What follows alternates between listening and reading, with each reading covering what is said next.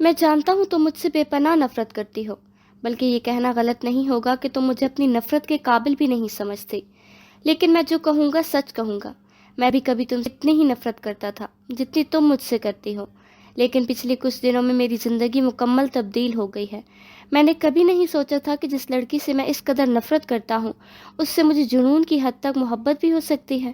وہ گمبھیر لہجے میں بولتا مزید حکایت دل سنانے کو تھا کہ وہ جھٹکے سے اپنا غرارہ سنبھالتی اٹھ کھڑی ہوئی۔ خاموش، بالکل خاموش۔ سنا تم نے؟ تم ان رام کہانیوں میں مجھے کوئی دلچسپی نہیں۔ تم جیسا بے حس خود غرض انسان کیا جانے محبت کسے کہتے ہیں؟ تمہیں محبت کی میم کا بھی پتہ ہے سالک حیدر؟ ہذیانے انداز میں چیختے ہوئے وہ بے تحاشا سرخ چہرہ لیے آگے بڑھی اور اس کے گریبان کو مٹھیوں میں بھیج لیا۔ بے پناہ غصے اور نقاہت سے بھرپور خون چھلکاتا چہرہ، آنکھیں جن میں اس کے لیے نفرتوں کا ایک سمندر آباد تھا، سرخ ناک جس میں نت اب بھی موجود تھی، غصے کی شدت سے لرزتے ہونٹ، بالوں کا آبشار کھل کر پشت پر بکھر گیا تھا۔ جھومر بھی بالوں میں اٹکا ہوا کسی بھی پل گرنے کو تھا۔ وہ اس پل نادانستگی میں ہی سہی پر اس کے اتنے قریب تھی کہ جس کا اسے خود بھی اندازہ نہیں تھا۔ وہ بے خود سا اس کا ہوشربا اور پرسوز حسن دیکھے جا رہا تھا۔ مجھے تو عشق کی عین کا بھی بخوبی پتہ ہے، اور تم محبت کی میم کی بات کرتی ہو مسز۔ اشتیاق آمیز نظروں سے اس کے چہرے کا طواف کرتے ہوئے اس نے جذبوں سے چور آواز میں کہا تو اس انداز تخاطب پر ایک جھٹکے سے اس کا گریبان چھوڑتے وہ تڑپ کر پیچھے ہٹی۔ مسٹر سالک حیدر، یہ تمہاری بھول ہے کہ تم مجھے کبھی حاصل کر لو گے۔ یہ ناسائز تمہارے مقدر بن جائے گی۔ تم مجھے حاصل کر کے بھی کبھی حاصل نہیں کر سکو گے۔ تم سب کو بے وقوف بنا سکتے ہو لیکن مجھے نہیں، سمجھے تم؟ میرے دل میں جو تمہارے لیے نفرت ہے وہ کبھی کم نہیں ہو سکتی۔ تم نے مجھے کھلونا سمجھ رکھا ہے نا؟ بہت جلد تمہیں اپنے کیے کی سزا ملے گی، بہت جلد۔ مجھے اللہ کے انصاف پر پورا بھروسہ ہے۔ سنا تم نے؟ اس نے غم و غصے کی شدت سے چلا چلا کر کہا۔ میں ہر سزا کے لیے تیار ہوں۔ میں جانتا ہوں میں نے تمہارے ساتھ ناقابل معافی زیادتیاں کی ہیں، لیکن میں پھر بھی تم سے معافی کا طلبگار ہوں۔ مجھے میرے اس بدترین فعل کے لیے معاف کر دو سوہا۔ ہو سکتا ہے ضمیر کا یہ بوجھ کچھ ہلکا ہو جائے۔ وہ اضطراری انداز میں بولتا ایک قدم آگے بڑھا۔ کبھی نہیں، ہرگز نہیں۔ تم چاہے مجھ سے معافی مانگ مانگ کر مر ہی کیوں نہ جاؤ، میں تمہیں ساری زندگی معاف نہیں کروں گی۔ تمہاری ان معافیوں اور تلافیوں کی میرے نزدیک ذرا برابر بھی کوئی اہمیت نہیں۔ وہ ناگن کی طرح پھنکارتے ہوئے بولی تو وہ آنکھوں میں بے بسی کسی کیفیت لیے اسے دیکھنے لگا۔ سوہا ایک دفعہ میری بات تو سن لو، وہ کہتے ہوئے ایک قدم آگے بڑھا تھا کہ وہ چیخ اٹھی تھی۔ مجھے تمہاری کوئی بات نہیں سننی، سنا تم نے؟ دور رہو مجھ سے، میرے قریب بھی آنے کی ہمت مت کرنا۔ گھن آتی ہے مجھے تمہارے وجود سے۔ اگر تم نے ایسا کیا تو میں اپنی جان لے لوں گی۔ نفرت و حقارت سے بھنچے لہجے میں چلاتے ہوئے اس نے بالوں میں اٹکا جھومر بے دردی سے نوچتے ہوئے دور پھینکا، ساتھ ہی سی کر کے رہ گئی، مگر پھر فوراً ہی اسی جارحیت سے نت کی جانب ہاتھ بڑھایا تو بنا اس کی باتوں کی پرواہ کیے وہ تیزی سے آگے بڑھا اور اس کا بازو پکڑ کر اسے اپنے قریب کھینچا۔ پاگل مت بنو، میں تمہاری ہیلپ کرتا ہوں اسے اتارنے میں، اور رہی قریب آنے کی بات تو میں زور زبردستی کا قائل نہیں ہوں۔ تم اس طرف سے بے فکر ہو جاؤ۔ وہ اس کو ریلیکس کرنے والے انداز میں بولتا اس کی نت کی جانب ہاتھ بڑھا گیا تھا، جبکہ وہ تو ساکت سے کچھ سمجھنے سے ہی قاصر تھی۔ ابھی وہ نت کو کھولنے کے طریقے ہی سمجھ رہا تھا کہ وہ ہوش میں آتی جارحانہ انداز میں اپنا بازو اس کی گرفت سے نکالتی پوری قوت سے اس کا ہاتھ جھٹکتی پیچھے کی جانب ہٹی تھی، جب پٹے سے بے نیاز طیش و غضب کے باعث اس کی سانسوں کے زیرو بمس اس کے سینے پر پڑا لاکٹ کا پینڈنٹ بھی ہلکورے لے رہا تھا۔ تمہاری ہمت کیسے ہوئی میرے قریب آنے کی بھی؟ خبردار جو تم نے آئندہ مجھے چھوا، ورنہ میں نے جو کہا ہے کر گزروں گی۔ ہرگز گریز نہیں کروں گی سالک حیدر۔ وہ غصے سے دونوں ہاتھوں کی مٹھیاں پھینچے غرائی تو وہ گہرا سانس بھرتا بیڈ پر بیٹھ کر اس کی نبرد آزمائی دیکھنے لگا۔ وہ غرارے کو سنبھالتی بمشکل چلتے ہوئے ڈریسنگ ٹیبل کے شیشے کے پاس جا کر کھڑی ہوئی اور کھینچ کر گلے سے لاکٹ اتارتے ہوئے دور پھینکا، ساتھ ہی کانوں سے جھمکے بھی اتار کر دور اچھال دیے، ساتھ ہی غصے سے نت کا لاک کھولنے کی کوشش کرنے لگے، لیکن وہ کسی بھی صورت کھل کر نہیں دے رہا تھا۔ درد کی شدت سے اس کی آنکھوں میں آنسو آ گئے۔ جب ہی نظر ڈریسنگ ٹیبل کے مرر میں بیڈ پر بیٹھے اس کی ایک ایک حرکت ملاحظہ فرماتے سالک حیدر پر پڑی تو غم و غصے کی شدت سے بپھرتی وہ اس کی جانب رخ موڑ گئی۔ اس سب کے ذمہ دار تم ہو سالک حیدر۔ تم نے میری زندگی جس طرح اجیرن بنائی ہے نا، دیکھ لینا تم ایک روز تمہاری اپنی زندگی تم پر تنگ ہوگی۔ شدت ضبط سے اس کا چہرہ لال ہو رہا تھا۔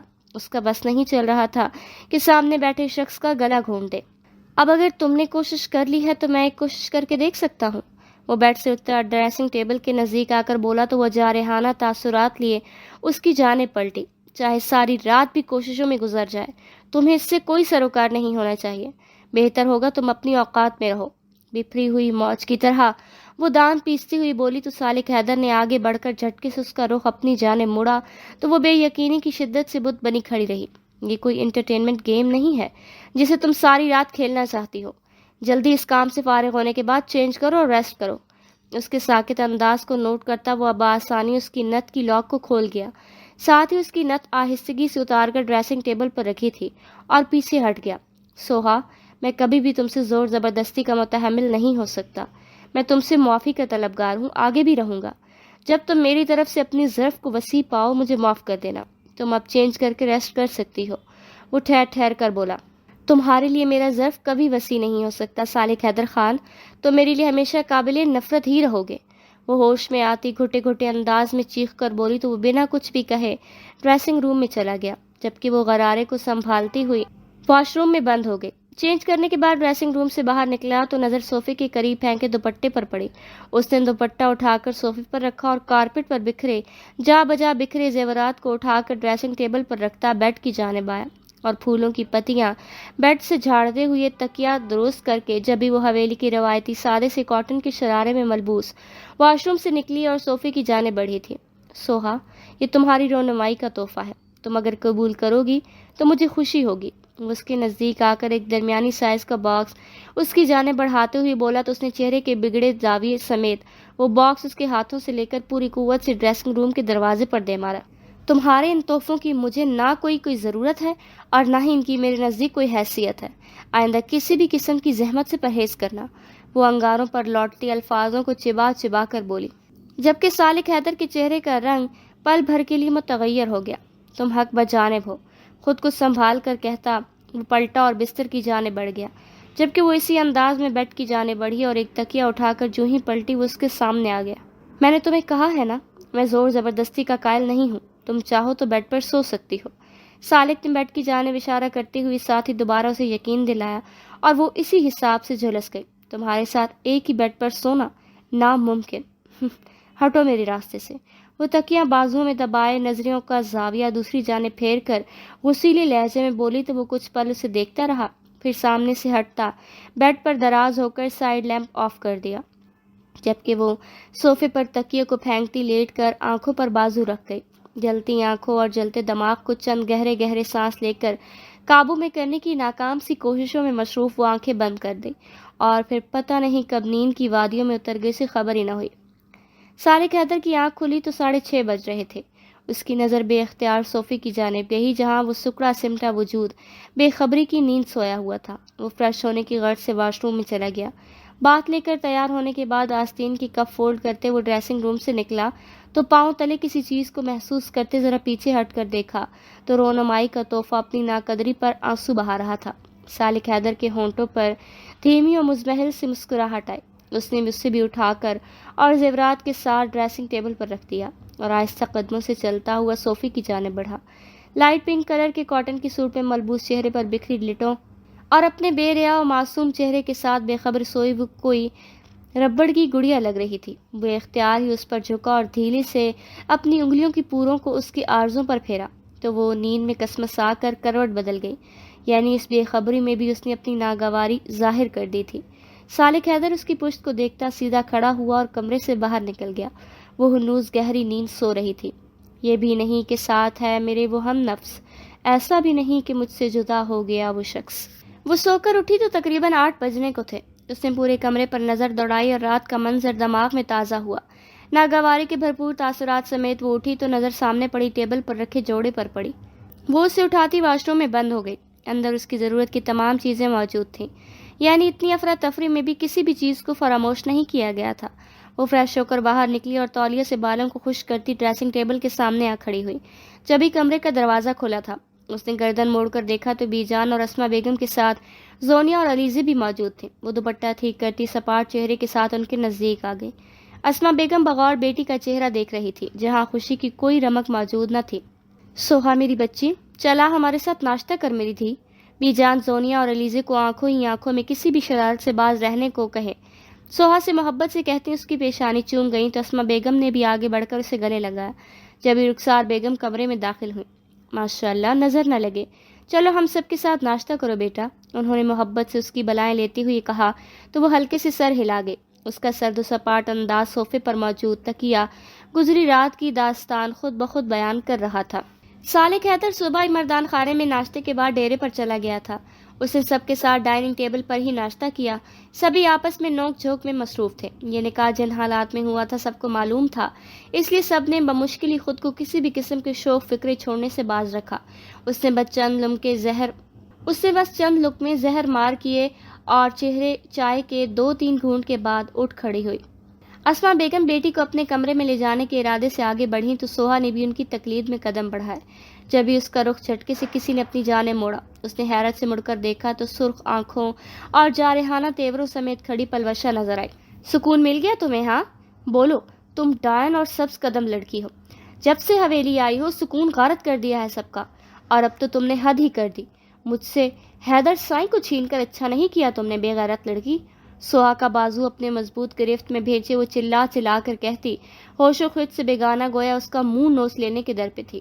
سب اپنی اپنی جگہ پر ساکت رہ گئے۔ بی جان کے چہرے پر ناگواری کے تاثرات سمیت آنکھوں میں غصہ سمٹ آیا تھا۔ سوہا نے جھٹکے سے اپنا بازو اس کی گرفت سے چھڑایا اور سلگتی ہوئی نظروں سے پلوشہ کو دیکھا۔ تمہارے حیدر سائیں نے مجھے رتی بھر میں دلچسپی نہیں ہے، میں لعنت بھی نہیں بھیجتی اس شخص پر، جو کہنا ہے جا کر اس کہو، مجھے نہیں، سمجھے؟ وہ لفظ بلفظ چبا چبا کر بولی اور تیز قدموں سے ڈائننگ ہال سے باہر نکل گئی۔ پیچھے پلوشہ دانت پیس کے رہ گئی۔ گلناز بیگم نے سر ہاتھوں میں تھام لیا اور رخسار بیگم گہرا سانس بھر کے رہ گئی۔ یہ تو ہونا ہی تھا۔ بی جان بھی پلوشہ کو ناگواری کے تاثرات سمیت گھورتی ڈائننگ ہال سے باہر نکل گئیں۔ تمام لڑکیاں اپنی اپنی جگہ خاموش بیٹھی تھیں۔ وہ اسما بیگم کی خود میں سر رکھے لیٹی تھی۔ پاس ہی بی جان بیٹھی شکورہ سے پان بنوا رہی تھی۔ اس وقت وہ بی جان کے کمرے میں موجود تھی۔ شکورہ سے پان دے کر منہ میں رکھتے ہوئے انہوں نے اسے جانے کا حکم دیا اور سوہا کو دیکھا جو آنکھیں بند کی لیٹی تھی۔ سوہا، اسما بیگم نے اس کے بالوں میں انگلیاں پھیرتے ہوئے اسے پکارا۔ بولے امی، سن رہی ہوں۔ وہ آنکھیں کھول کر انہیں دیکھنے لگی۔ سوہا میری بچی، تمہیں حیدر کے لیے ایسے الفاظ استعمال نہیں کرنے چاہیے۔ مانا کہ تم اس سے بہت بدظن ہو، اس سے نفرت کرتی ہو، لیکن وہ اب تمہارا شوہر ہے بیٹا، اس کی عزت تمہاری عزت ہے۔ تم نے سب کے سامنے اس کے لیے جو الفاظ استعمال کیے ہیں وہ نہایت غلط ہے۔ اسما بیگم نے نرم لہجے میں اپنی بات کہی تو وہ جھٹکے سے اٹھ بیٹھی۔ سیکنڈز کے اندر آنکھیں نم ہوئیں۔ امی، جو کچھ اس نے میرے ساتھ کیا ہے وہ آپ بھول گئیں؟ آپ وہ کیسے بھول سکتی ہیں امی؟ اس شخص نے بھی تو سب کے سامنے میری عزت کی دھجیاں اڑائی ہیں، اس کی زیادتیوں پر کیوں نظر نہیں ڈالتے آپ لوگ؟ لرزتے ہوئے لہجے میں کہتی وہ پھوٹ پھوٹ کر رونے لگی۔ اسما بیگم بے چارگی سے بی جان کو دیکھتی آہ بھر کر رہ گئی اور ساتھ ہی اسے دیکھا جس کے آنسوں میں مزید روانگی آ گئی۔ بی جان نے ذرا سا اس کے قریب کھسکتے ہوئے اسے اپنی باہوں میں لیا۔ سوہا میری دھی، میں جانتی ہوں تجھے ذرا وقت لگے گا، یہ وقت سب قبول کرنے میں، لیکن آئندہ پلوشہ یا کسی کے بھی سامنے اس طرح کی باتیں نہ کریو میری جان۔ پلوشہ کو تو اور بھی موقع مل جانا ہے، انہوں نے اس کی پیشانی چومتے ہوئے کہا۔ تو میں نے غلط کب کہا ہے بی جان؟ اس شخص سے نفرت ہی تو کرتی ہوں میں، بے تحاشا نفرت۔ جو میرے دل میں ہے وہی میری زبان پر ہے، منافقت نہیں ہوتی مجھ سے، اس نے آنسوں کے درمیان سلگتے لہجے میں کہا تو بی جان گہرا سانس بھر کے اس کا چہرہ ہاتھوں میں تھام گئی۔ جو تیرے دل میں ہے وہ تیرے کمرے کی چار دیواری کے اندر رہے تو ہی بہتر ہے میری دھی۔ رہی بات منافقت کی تو تجھے کسی نے نہیں کہا کہ تو سب کے سامنے ایکٹنگ کر، لیکن بس اپنے شوہر کے لیے آئندہ ایسے الفاظ استعمال نہیں کرنا، انہوں نے ذرا حکمیہ لہجہ اپناتے ہوئے کہا تو اسما بیگم نے تائیدی انداز میں سر ہلایا۔ بے یقینی کی شدت سے سوہا کے چہرے پر ناگواری جبکہ آنکھوں میں آنسوؤں کی دھند اتر آئی تھی۔ نہیں مانتی میں اسے شوہر، اس شخص کو اپنا شوہر ماننا باعث شرم ہے میرے لیے۔ ایک بار پھر بی جان کی گود میں منہ چھپائے سسکیاں لیتی بولی، اچھا چل چھوڑ ان باتوں کو، یہ بتا رونمائی کا تحفہ کیا دیا حیدر نے؟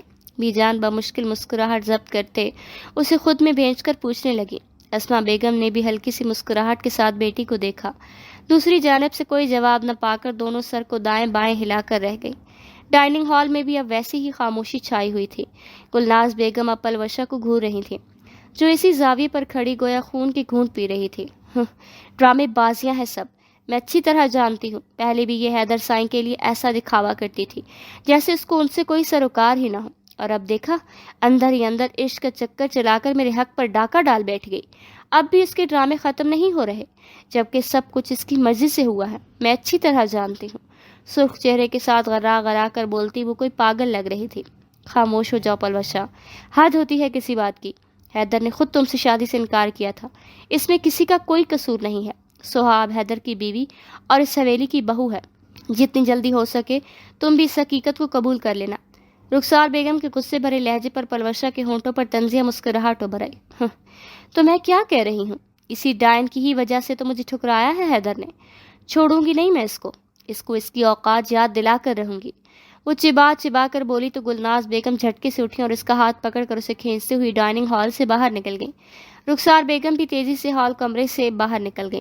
یار کوئی حد ہوتی ہے، لیکن یہ پلوشا آپ ہی تو پاگل ہی ہو گئی ہیں بالکل، علیزے نے تعصب سے کہتے ہوئے سر ہلایا.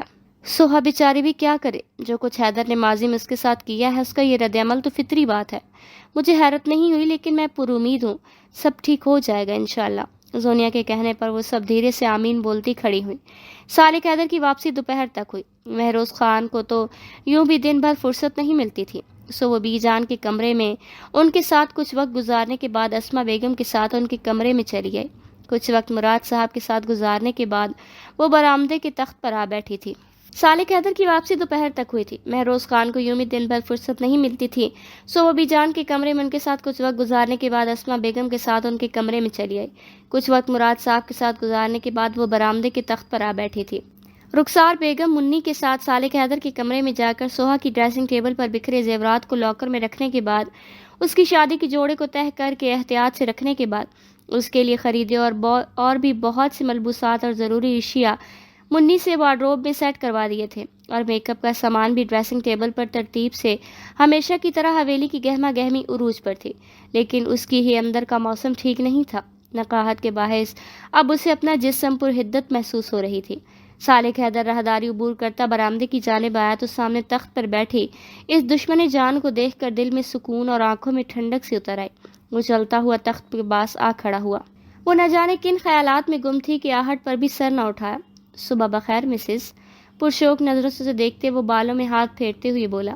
اس کی آواز پر یکدم وہ چونکتی سر اٹھا گئی اور سامنے اپنے اپنے لمبے قد و قامت سمیت کھڑے سالک حیدر کو دیکھ کر اس کا حلق تک کڑوا ہو گیا. چہرے پر چھلکتی ناگواری کے تاثرات سمیت وہ جھٹکے سے اٹھ کھڑی ہوئی. جو ہی اندر جانے کے لیے قدم بڑھایا، سالک حیدر نے سرعت سے آگے بڑھ کر اس کی کلائی تھام لی. سوہا کے تو تن بدن میں آگ لگ گئی. چھوڑو میرا ہاتھ، پینچے لہجے میں کہتی اس نے ہاتھ چھڑانے کی بھرپور کوشش کی تھی، مگر دوسری جانب گرفت مضبوط تھی. کیا اتنا قابل نفرت ہوں کہ ایک نظر بھی مجھ پر ڈالنا گوارا نہیں سمجھتی؟ وہ گھوم کر اس کے مقابل آ کھڑا ہوا.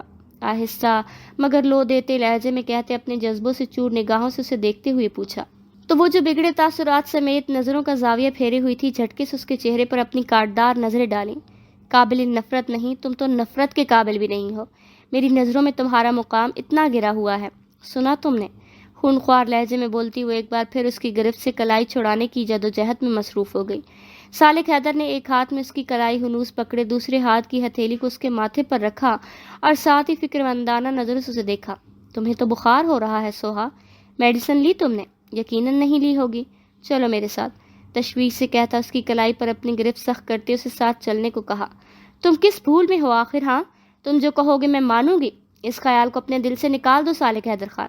چھوڑو میرا ہاتھ ورنہ، کرا کر کہتے اس نے پوری قوت سے کلائی چھڑانے کی کوشش کی مگر بے سود رہی. ورنہ؟ سالک حیدر نے ایک آبرو اچکاتے ہوئے اسے دیکھا تو وہ سلگتی آنکھوں سے اسے دیکھتی استہزائی انداز میں ہنسی.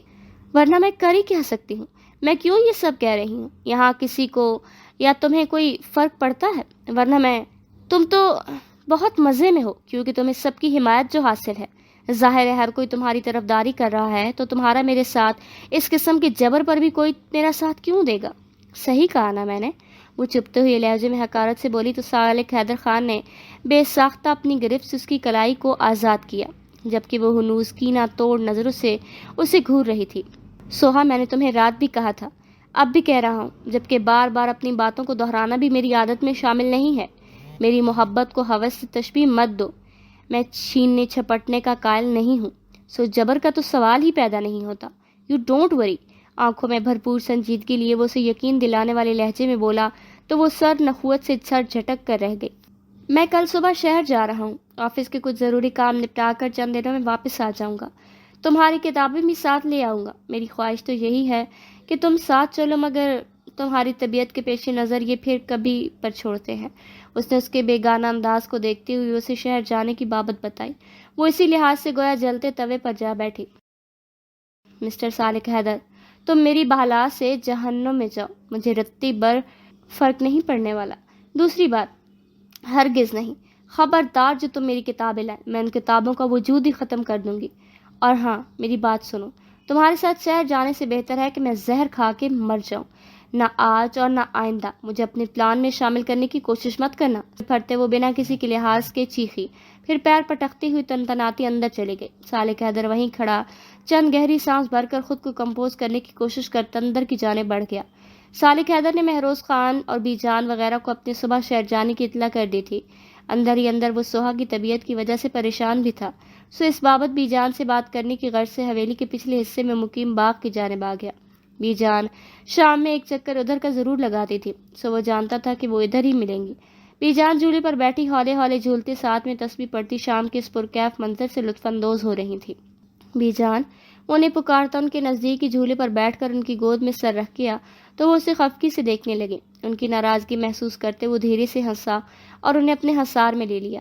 میں چند دنوں بعد آ جاؤں گا بی جان، بس کچھ ہی دنوں کی بات ہے، ضروری کام نپٹا کر میں چلا آؤں گا۔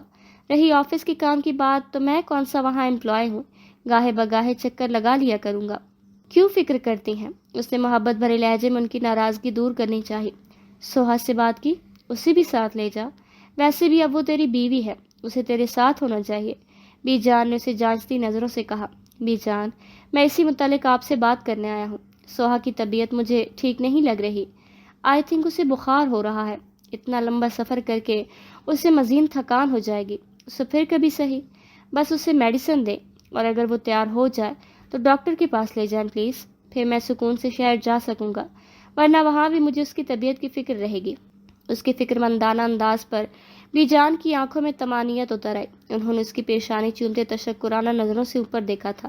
رات کے کھانے کے بعد سب حال کمرے میں جمع ہو گیا۔ سوہا کا دل بھی ادھر بیٹھنے کو تھا، لیکن طبیعت کے پیش نظر وہ بی جان سے دوا لے کر کھاتی اب انہیں کمرے میں سونے کی منتیں کرتے ہوئے مصروف تھی۔ پاس کھڑی اسما بیگم مسکراہٹ دباتی آنکھوں میں بی جان کو کسی بھی صورت نہ ماننے کا کہتی کمرے سے باہر نکل گئی۔ بی جان پلیز، آپ کے پاس ہی سوں گی میں، آپ کو مجھ پر رحم کیوں نہیں آ رہا؟ وہ خفگی اور نقاہت سے چور لہجے میں بولی تو بی جان نے اسے گھورا۔ ضد نہیں کرتے میری دھی، جا اپنے کمرے میں سو، شاباش، وہی اب تیری جگہ ہے۔ تیری طبیعت بھی ٹھیک نہیں ہے، کہا بھی ہے کہ ڈاکٹر کے پاس چل، لیکن تم آنے تب نا۔ اب لیٹ مت کر، اپنے کمرے میں جا، دوا کھلائی ہے نا، انشاءاللہ سو کر اٹھے گی تو بہتر محسوس کرے گی، بی جان نے محبت سے پچکارتے ہوئے کہا تو وہ غصے سے بل کھاتی انہیں خفگی بھرے انداز میں دیکھتے کمرے سے نکل گئی۔ کمرے میں داخل ہوتے وہ غصے سے دندناتی بیڈ کے قریب آئی اور تکیہ اٹھا کر پلٹی۔ کبھی صالح حیدر خان کمرے میں داخل ہوا، اسے دیکھ کر سوہا کے نقوش میں اور بھی تلخی ابھر آئی۔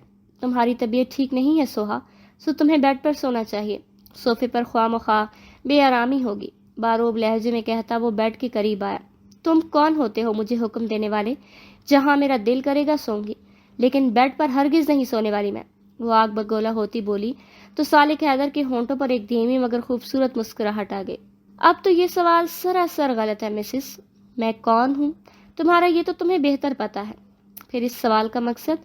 وہ مسکراتی جتاتی نظروں سے اس کے بخار کی حدت سے سرخی لیے سرمائی آنکھوں میں دیکھ کر بولا تو وہ دانت کچکچا کر رہ گئی اور پاؤں پٹکتے ہوئے صوفے کی جانب بڑھ گئی اور صوفے پر سیدھے لیٹ کر دوپٹہ چہرے پر ڈال لیا۔ صالح حیدر یوں تو کافی دیر تک نیچے جمی محفل سے لطف اندوز ہوتا، مگر سوہا کی فکر میں وہ جلدی آ گیا تھا۔ وہ بیڈ پر دراز ہو گیا جبکہ نظریں صوفے پر جمی ہوئی تھی جہاں وہ وجود اس سے مکمل بیگانگی کے ساتھ سویا ہوا تھا۔ صالح حیدر نے جلتی نظریں چھت پر ٹکا دی۔ کیا تم مجھے کبھی معاف کر بھی سکو گی سوہا یا نہیں؟ کیا واقعی یہ نارسائی میرا مقدر بن جائے گی؟ کیا سچ میں تمام عمر تمہاری ایک نظر کرم کے لیے ترسوں گا؟ کیا واقعی تمہیں میرے ہونے یا نہ ہونے سے کوئی فرق نہیں پڑے گا؟ کاش مجھے معلوم ہوتا کہ تم ہی میری زندگی کا حاصل ہو تو میں کبھی وہ نہ کرتا جو میں نے تمہارے ساتھ کیا ہے۔ جلتی آنکھیں میچتے ہوئے اس نے دوبارہ صوفے کی جانب دیکھا۔ وہ اسی زاویے پر سو رہی تھی، اس کا مطلب وہ گہری نیند سو چکی تھی۔ وہ بیڈ سے اٹھا اور صوفی کی جانب بڑھا. آہستگی اس کے چہرے سے دوپٹہ سرکاتے اس نے اس کی پیشانی پر ہاتھ رکھا تو گویا کرنٹ لگا تھا. وہ شدید بخار میں پھنک رہی تھی. بی جان کی دی ہوئی دوائیوں نے اب تک کوئی اثر نہیں دکھایا تھا. وہ نیم بے ہوشی کسی کیفیت میں تھی.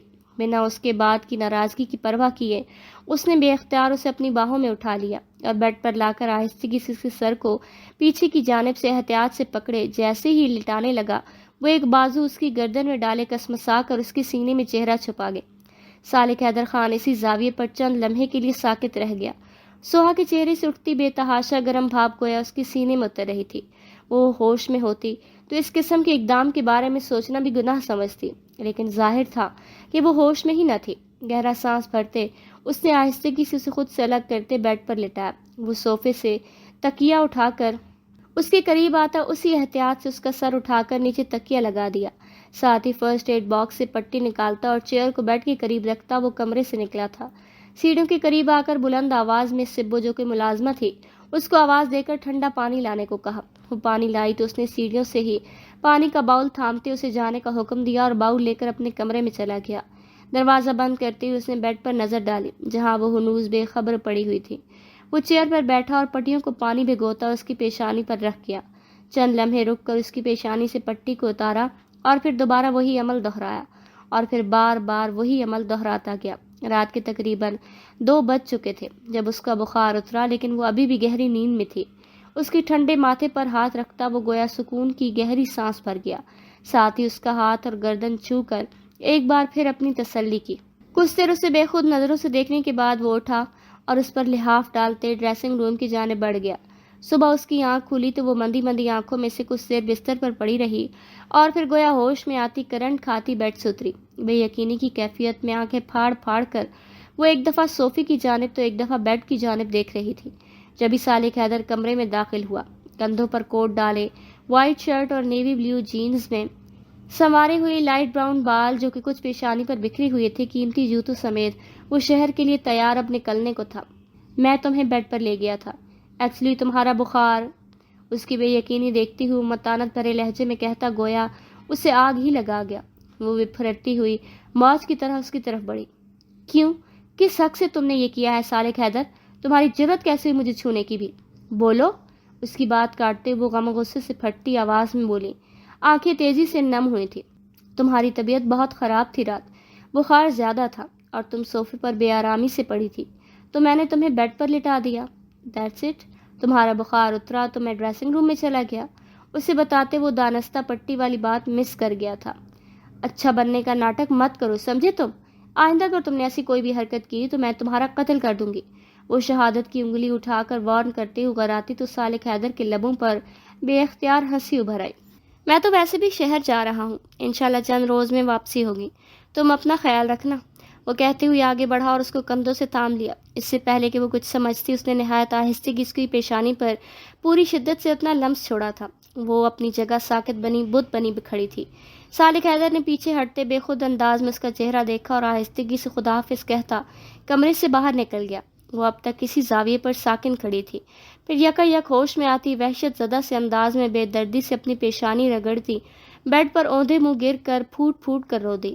صالح حیدر سب سے ملاقات کے بعد بی جان اور اسما بیگم کو سوہا کا خاص خیال رکھنے کی تاکید کرتا گاڑی میں آ بیٹھا. اس کے ساتھ اس کے حفاظتی گارڈ بھی موجود تھے.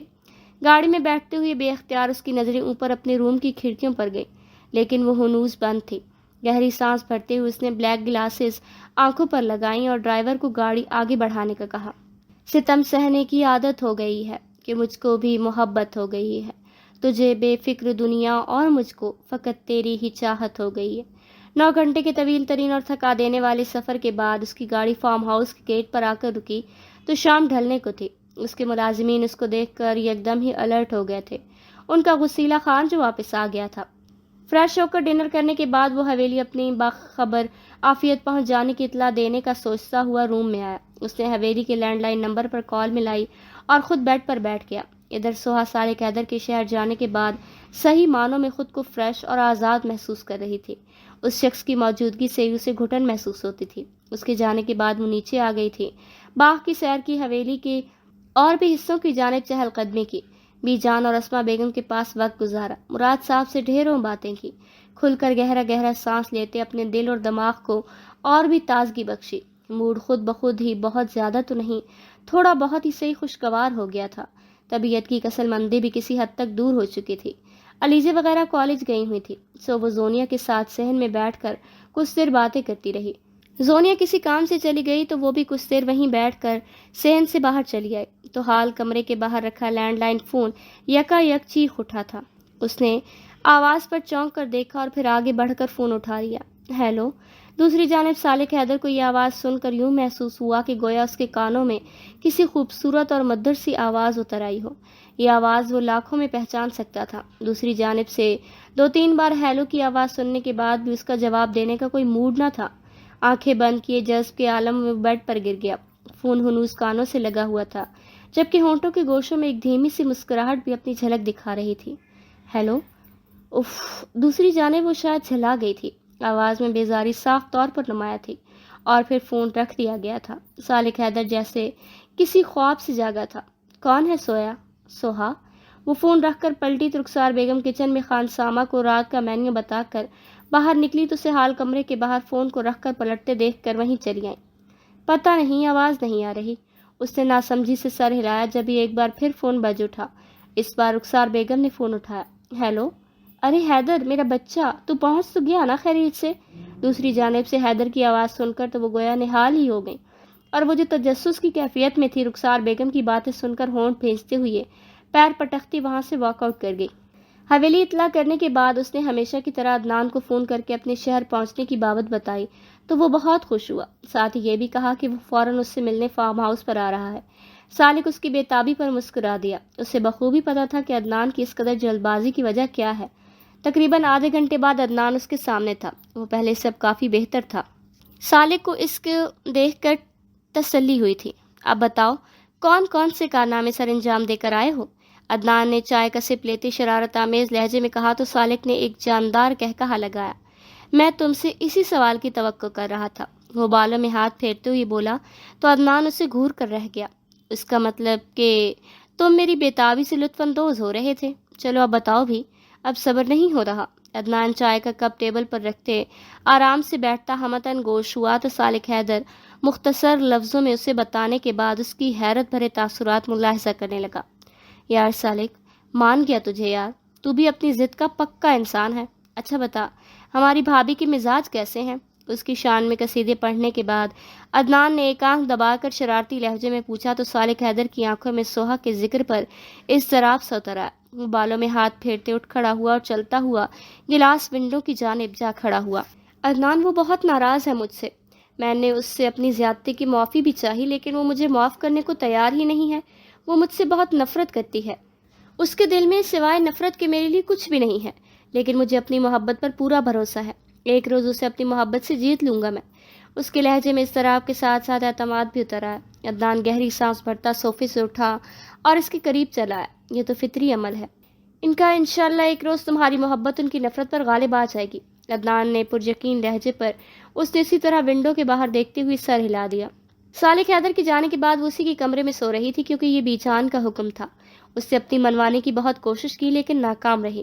بی جان بھی اپنے نام کی ایک تھی۔ اس کی منتوں پر کسی صورت کان نہ دھرا تو لامحالہ اسے یہ کرنا ہی تھا۔ دن پر لگا کر اڑ رہے تھے۔ صالح حیدر کو شہر گئے تقریباً 1 ہفتے سے زائد ہو چکا تھا۔ دوسری جانب صالح حیدر نے اپنی اہم کام تیزی سے ان چند دنوں میں نپٹائے تھے۔ کچھ اہم میٹنگز اٹینڈ کر کے اپنے آفیشیل کاموں کے متعلق امپلائیز کو بتاتے اور ذوالفقار صاحب جو کہ قابل بھروسہ شخص تھے انہیں ساری ڈیٹیل سے آگاہ کرتا۔ آج وہ تقریباً 12 روز کے بعد گاؤں جانے کے لیے تیار تھا۔ عدنان سے وہ کل رات ہی گاؤں جانے کے متعلق بتاتا اس سے ملاقات کر چکا تھا۔ چونکہ اسے صبح جلدی سے نکلنا تھا تو وہ ملازمین کو ہدایت کرتا اپنے آدمیوں کے ساتھ گاؤں کے لیے روانہ ہو گیا۔ جس وقت اس کی گاڑی حویلی کے گیٹ کے اندر داخل ہوئی شام کے تقریباً 5:30 بجنے کو تھے۔ وہ گاڑی سے اتر کر سیدھا میدان خانے کی جانب آیا تو وہاں دادا سائیں بابا جان اور بھائیوں اور کزنز وغیرہ کو دیکھ کر اندر چلا۔ وہ بھی اسے دیکھ کر بہت پرجوش ہو کر اٹھے تھے اور اٹھ کر باری باری سے گلے لگا۔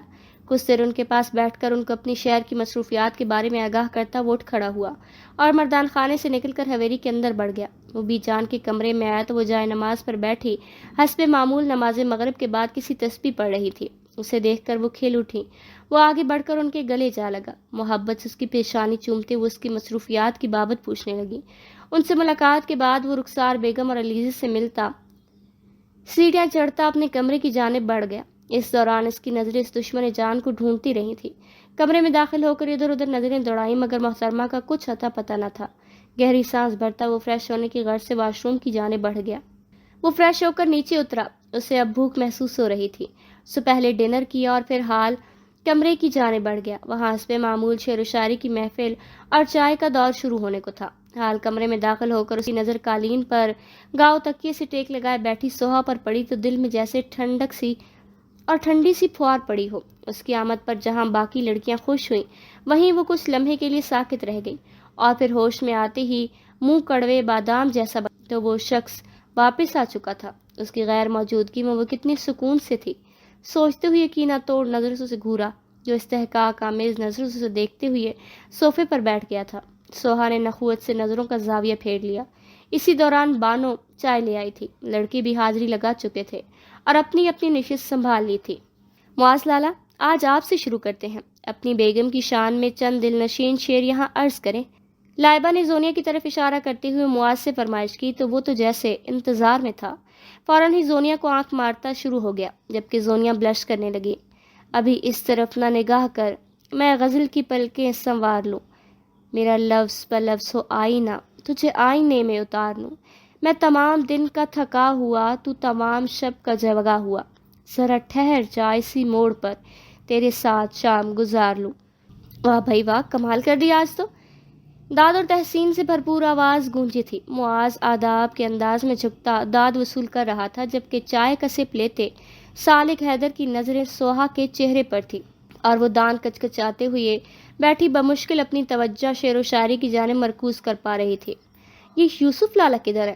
سالک نے یکا یک یوسف خان کی کمی محسوس کرتے ہوئے فواد سے پوچھا کیونکہ اس کی ملاقات یوسف سے مردان خانے میں بھی نہیں ہوئی۔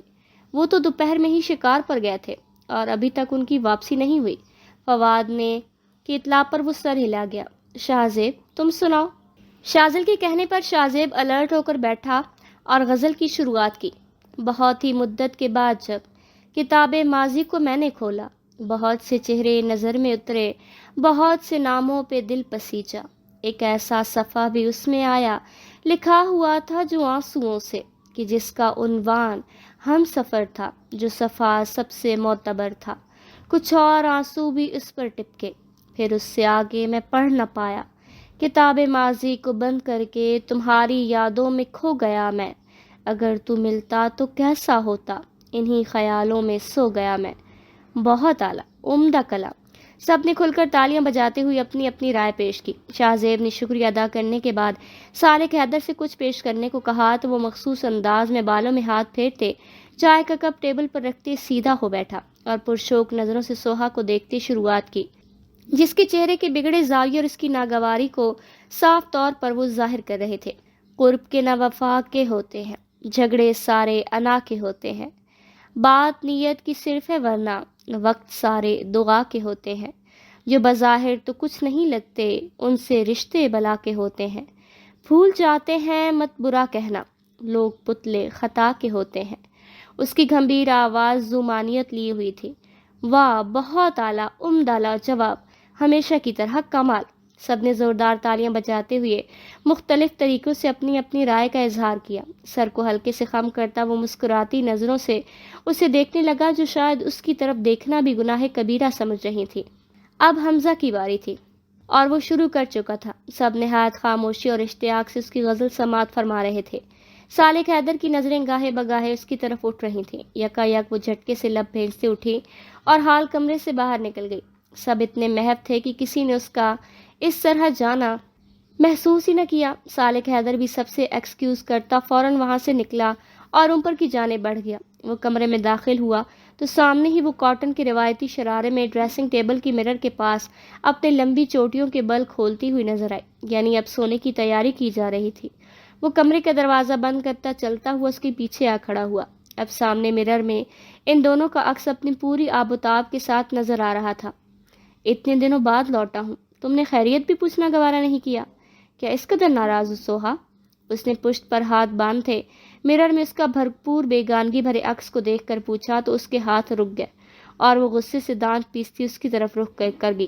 مسٹر صالح حیدر، میرا نہیں خیال کہ اس قسم کی کسی بھی شکوے شکایت کا تم حق رکھتے ہو۔ رہی تمہاری خیریت پوچھنے کی بات، تو خیر خیریت تب پوچھی جاتی ہے جب ہمیں سامنے والے کی فکر ہو، اور تم کس خوش فہمی میں مت رہنا۔ میری بلا سے تم چاہے ساری زندگی حویلی واپس نہ آتے، میں پلٹ کر بھی نہیں پوچھنے والی۔ تمہارے ہونے نہ ہونے سے مجھے کوئی فرق نہیں پڑتا، پہلی بھی کہا ہے، اب بھی کہہ رہی ہوں، آئندہ یہ سوال مت کرنا۔ غصے کی شدت سے سلگتے لہجے میں کہتی وہ اسے کاٹدار نظروں سے دیکھتی واپس اپنا رخ آئینے کی جانب موڑ گئی۔ بے یقینی کی کیفیت میں سالک نے اس کا بازو اپنی گرفت میں لے کر اس کا رخ اپنی جانب موڑ گیا۔